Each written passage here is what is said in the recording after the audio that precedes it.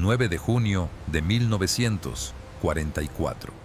Estrecho de Sibutu, Filipinas. El destructor japonés Tanikaze avanzaba a toda velocidad por el mar verde y oleoso. Mientras dejaba una estela blanca a proa, todos los soldados del puente miraban al fondo del agua para encontrar la silueta que llevaban 2 días persiguiendo. El Tanikaze era un destructor de la clase Yugumo. Pesaba 3.000 toneladas. Estaba armado con 4 cañones navales de 127 milímetros, 16 torpedos y una batería de bombas de profundidad con la que había hundido 4 submarinos estadounidenses en esas mismas aguas entre 1942 y 1943. El sonar del Tanikaze detectó por fin un objetivo a 1.100 metros, 1.200 yardas de distancia. El destructor cambió de rumbo, aumentó la velocidad a 30 nudos y se dirigió hacia el submarino siguiendo la formación de ataque de los manuales. En el interior de ese submarino, en la torre de mando del USS Harder, el comandante Samuel David Dealey observó a través del periscopio al destructor que se le acercaba y dio la orden que la doctrina de la Escuela Naval de los Estados Unidos prohibía expresamente a lo largo de 2.000 millas. Disparó 3 torpedos desde el tubo de proa, dirigidos hacia el cuello del destructor atacante. El Tanikaze fue el tercer destructor japonés que Sam Dealey hundió en 4 días. Los 2 primeros se habían abordado con la misma táctica prohibida, la misma geometría prohibida y la misma serenidad, casi una frialdad religiosa, dentro de la torre de mando. La mañana del 10 de junio de 1944, las salas de radio de toda la flota sur de la Armada Imperial Japonesa habían comenzado a referirse a un submarino estadounidense concreto únicamente como el cazador de destructores. Para comprender cómo un solo comandante de submarino reescribió las reglas de 3 años de guerra en el Pacífico en menos de una semana, debemos remontarnos 4 años atrás, a una silenciosa clase de la Escuela Naval de Annapolis. Allí, a un oficial devoto, de voz suave y nacido en Texas, se le decía que no era lo suficientemente agresivo para el mando. A principios de 1944, la guerra submarina en el Pacífico era una lucha asimétrica que se libraba bajo 3 reglas de hierro. Regla 1. Un submarino nunca entraría en combate con un destructor si podía evitar el encuentro, ya que el destructor era el depredador natural del submarino. Regla 2. Si se veía obligado a enfrentarse a un destructor, el submarino se sumergía inmediatamente a la profundidad operativa máxima y avanzaba en silencio, ya que luchar en superficie contra cualquier buque de guerra de la clase destructor se consideraba un suicidio táctico. Regla número 3. El lanzamiento de torpedos contra buques de guerra que se acercaban a gran velocidad hacia el submarino, es decir, la denominada geometría de garganta, estaba oficialmente prohibido en la doctrina de la Armada de los Estados Unidos, porque la velocidad de aproximación reducía el tiempo de reacción por debajo del margen mínimo que podía compensar el lento torpedo Mark 14. Hasta la primavera de 1944, la flota del Pacífico había perdido 28 submarinos debido a estas reglas. Al menos 11 de esos 28 submarinos habían sido hundidos por destructores japoneses. El destructor era una ecuación que ningún comandante de submarino estadounidense quería resolver. Suscríbete y dale a me gusta. Tu apoyo nos ayuda a contar historias olvidadas del Pacífico como esta. Samuel David Dealey tenía 37 años en 1944. Nacido en Dallas, Texas, en 1906, se crió en una familia episcopalina estricta y se graduó en la Escuela Naval de los Estados Unidos en 1930, con una clasificación académica que en su expediente de servicio se describía en general como normal. Era un hombre callado, metódico y devoto. En tierra, asistía a misa casi todos los días, Llevaba consigo un pequeño libro de oraciones encuadernado en cuero a cada patrulla. Se había casado en 1933 con una mujer llamada Edwina y tenían 5 hijos. En los informes de aptitud de la Escuela Naval de la década de 1930, se utilizó en repetidas ocasiones el término introvertido.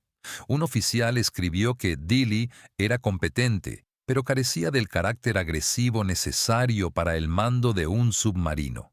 Otro lo describió como reflexivo, quizá demasiado reflexivo para una guerra de ritmo acelerado. Cuando comenzó la guerra, la Oficina de Personal de la Armada dudó en asignarle un buque de flota.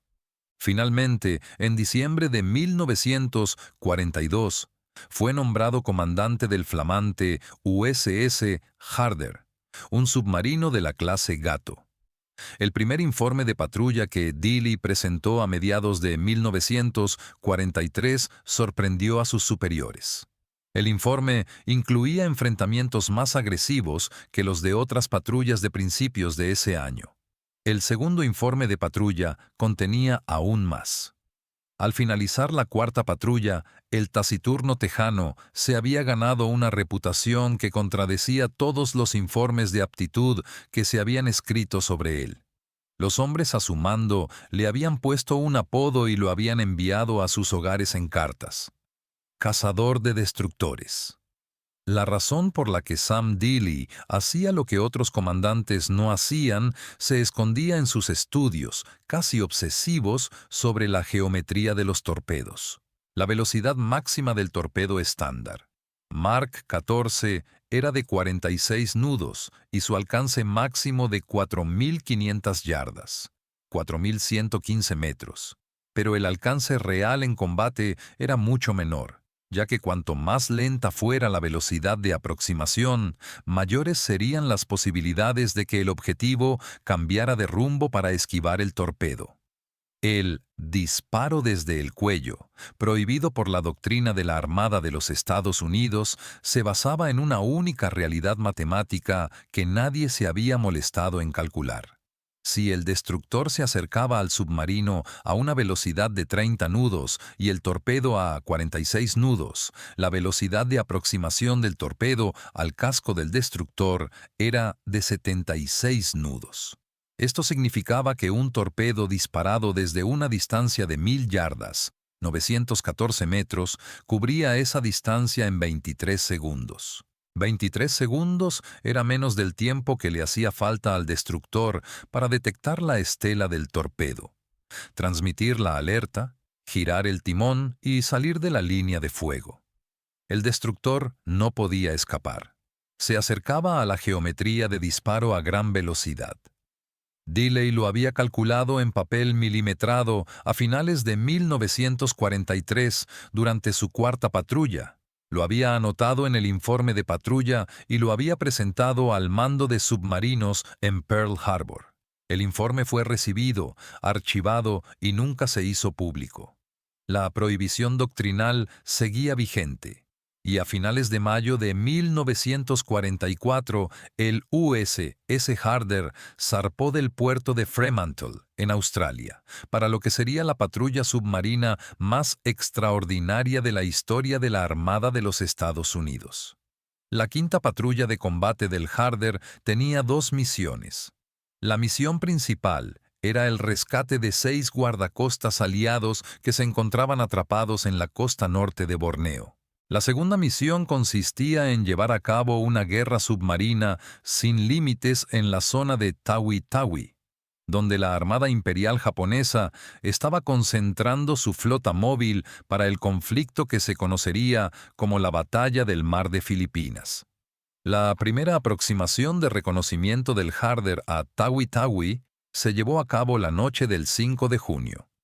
A la mañana siguiente, el 6 de junio, a las 7:00 horas, el Harder navegaba sumergido a profundidad de periscopio en el estrecho de Sibutu cuando el operador de sonar detectó un único destructor japonés, el Minazuki, de la clase Mutsuki, que escoltaba a un convoy de petroleros y navegaba a una velocidad de 15 nudos. El Delay ascendió a profundidad de ataque. Determinó que el destructor se encontraba a 30 grados de la proa de babor y ordenó girar bruscamente el timón a la derecha. Los vigías del destructor detectaron el rastro dejado por el periscopio. El Minazuki cambió de rumbo para chocar. Cuando el destructor se acercó a 1400 yardas, Delay disparó 3 torpedos Mark 14 desde el tubo de proa en una formación de dispersión hacia adelante. 2 fallaron.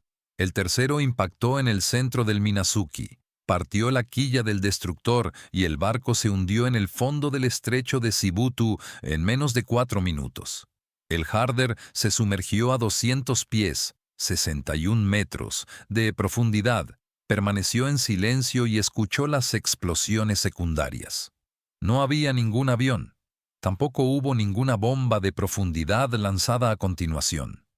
La escolta del convoy había sido eliminada a plena luz del día utilizando una geometría prohibida por la doctrina de la Armada de los Estados Unidos.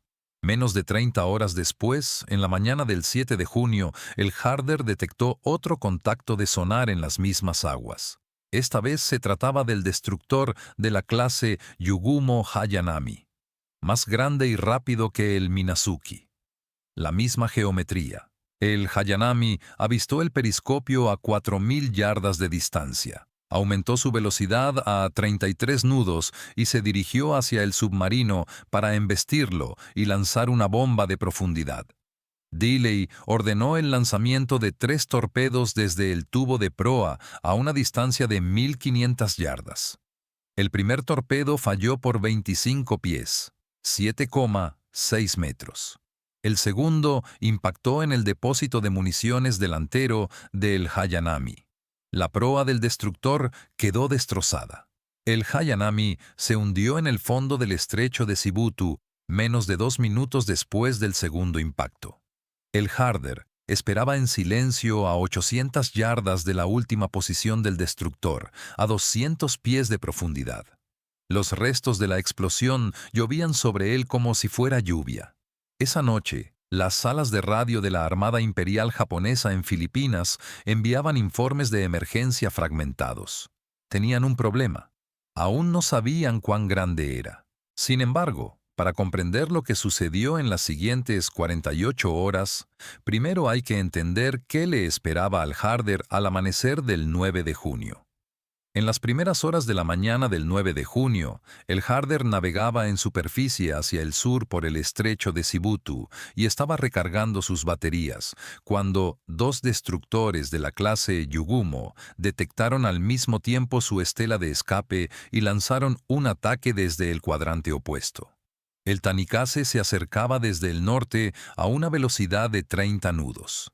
El segundo destructor, cuya identidad no pudo determinarse con certeza en los registros japoneses de posguerra, se acercaba desde el sur a una velocidad de 28 nudos. El Delay no podía sumergirse. El agua del paso era demasiado poco profunda para cortar el contacto del sonar y ambos destructores lo habían detectado con claridad. Había 2 objetivos de superficie acercándose desde extremos opuestos del mismo canal. Tenía torpedos de proa. También tenía torpedos de popa. Tenía menos de 90 segundos para disparar ambas salvas antes de que ambos destructores alcanzaran el alcance efectivo de las bombas de profundidad. Delay apuntó los torpedos de proa contra el Tanikaze y los de popa contra el destructor del sur. Dio la orden de fuego con calma, y el Harder lanzó 6 torpedos simultáneamente hacia ambos extremos del paso.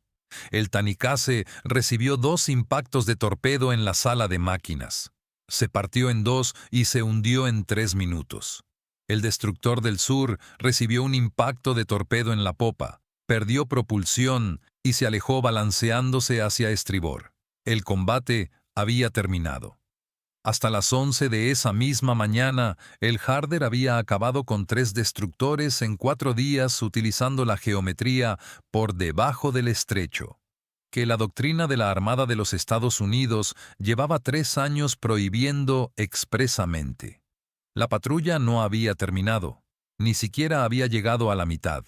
Durante los 5 días siguientes, el Harder se enfrentó a otros 4 destructores en las mismas aguas. Otros 2 destructores resultaron dañados. Ninguno de ellos pudo hundir al Harder. La tripulación del submarino, trabajando en turnos de 12 horas a temperaturas que superaban los 105 grados Fahrenheit, 40,5 grados Celsius, recargó manualmente los tubos de torpedos bajo la presión de la batalla durante la 8ª, 9ª y 10ª vez de la patrulla. Varios hombres se desmayaron en sus puestos debido a un golpe de calor. Dealey, por su parte, dormía a intervalos de 20 minutos junto al periscopio. El barco olía a combustible diésel, cordita y a la dulzura química del ácido de las baterías, que siempre se filtraba en el casco durante las largas patrullas. Para el 14 de junio, la Armada Imperial Japonesa ordenó a todas las escoltas de destructores de la zona de Tawi-Tawi que se movieran únicamente en parejas y que nunca se acercaran a gran velocidad a un submarino de identidad desconocida.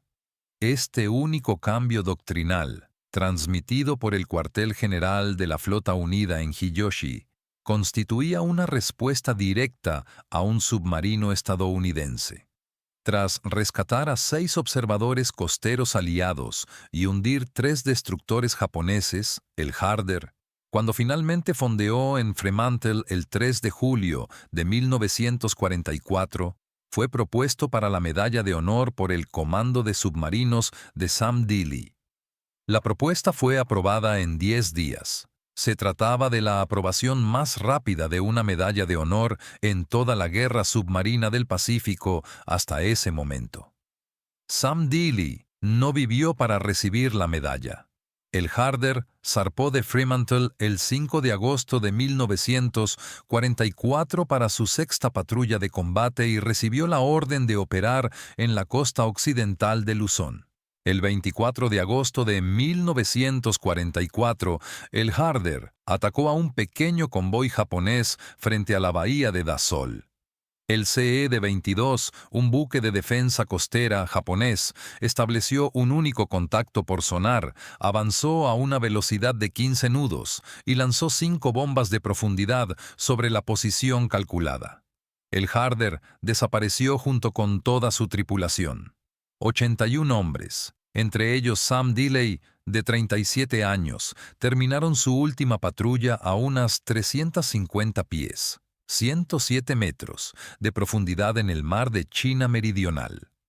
Los restos del Harder fueron un secreto que se mantuvo hasta que, 76 años después de su desaparición, en 2020, el Comando de Historia y Patrimonio de la Marina de los Estados Unidos lo confirmó oficialmente.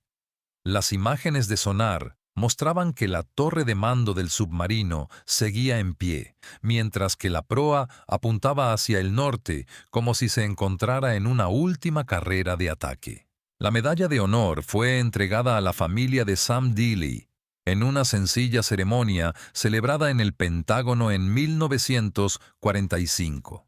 Su viuda, Edwina, aceptó la medalla en nombre de sus 5 hijos.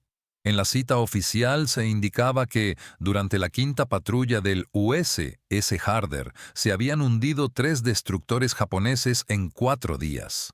La táctica de descender por la garganta, que el mando de submarinos había archivado y ignorado a finales de 1943, fue aceptada oficialmente como doctrina estándar para el combate a corta distancia con buques de guerra en 1945. 15 meses después de que Sam Dealey fuera el único oficial estadounidense en utilizarla con éxito contra numerosos objetivos de clase destructor.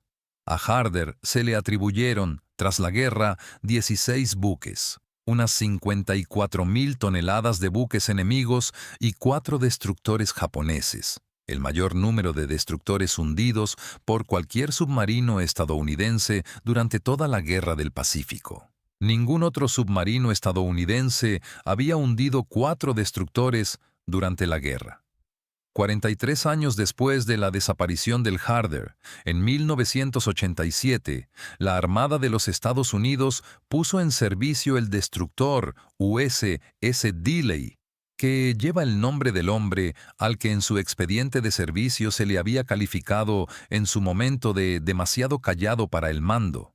El hombre del que se decía en la escuela naval que no era lo suficientemente agresivo, se convirtió, según todos los criterios cuantitativos actuales, en el comandante de submarino más agresivo que ha formado la Armada de los Estados Unidos hasta la fecha. Hay personas especiales que, con la formación adecuada, llegan a donde deben estar. Ninguno de los oficiales que redactaron aquellos informes de aptitud en Annapolis podía imaginar que aquel texano callado al que evaluaban acabaría siendo inmortalizado en un buque de guerra que llevaría su nombre. La nota de demasiado reflexivo del expediente de Dilley nunca se borró. Simplemente, el curso de la historia redefinió el significado de esa nota. En el diario de navegación de la Quinta Patrulla de Sam Dilley hay un pequeño detalle que rara vez citan los historiadores de submarinos, salvo en revistas académicas de marina. Después de cada combate con destructores, antes de que el barco abandonara la zona, Dilley escribía de su puño y letra la misma frase en el diario de combate oficial del barco. 3 destructores japoneses fueron hundidos mientras seguían a este submarino. Los marineros no volverán a casa esta noche. Que descansen en paz. Tenía 37 años y 5 hijos que lo esperaban en Dallas. En tierra, asistía a misa casi todos los días. En cada patrulla llevaba consigo un pequeño libro de oraciones de cuero, y lo leía en su camarote entre los preparativos para el ataque. Nunca presentó sus combates al público como victorias. Los hombres a los que mató eran marineros con familias que recibirían un telegrama, con creencias y hogares. Había cumplido las órdenes que se le habían dado y lo había hecho con más eficacia que cualquier otro comandante de submarino en la guerra, pero con esas pequeñas líneas que escribió en su diario de guerra, reconocía que la geometría que salvó a su tripulación también costó la vida a casi 1000 hombres más. La lección más profunda de la historia de Sam Dilley no es la innovación táctica. Es el descubrimiento de que el combatiente más agresivo de la guerra submarina más agresiva de la historia era un hombre tranquilo y devoto que contaba las vidas perdidas durante su guardia y le pedía a Dios que las recordara. Si esta historia te ha quedado grabada, dale a me gusta y cuéntanoslo en los comentarios. ¿Crees que Dilley habría aprobado la táctica de sumergirse en el estrecho si hubiera sabido lo que iba a pasar en su 6ª patrulla? Suscríbete. La próxima historia es aún más fascinante.